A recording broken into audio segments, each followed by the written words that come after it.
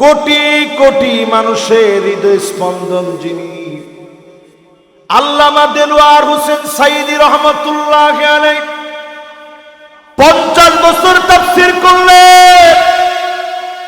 সারা জীবন চেয়েছিলেন এই জমিনে ন্যায় আর ইনসাফ প্রতিষ্ঠা হয়ে যাবে, জালেমরা দেখতে দেয়নি।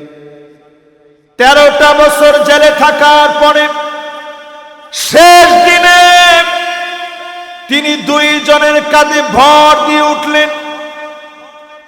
গাড়ি থেকে যখন নামলেন, নামার সময় হাসি দিয়ে বুঝায় দিলেন, জালেমরা জুলুম করতে পারে, মাজলুমের হাসি কেড়ে নিতে পারে না। একটু হিসাব করে দেখেন, শেষ হাসিটা দিয়ে তিনি বুঝায় দিলেন, জালেমরা দিনের পর দিন জুলুম করতে পারে, মাজলুমের হাসি কোনোদিন তারা কেড়ে নিতে পারে না। জোরে করে আল্লাহু আকবার। প্রায় 76টা বছর হতে যাচ্ছে, ফিলিস্তিনে আমার ভাইরা মাজলুম হচ্ছে।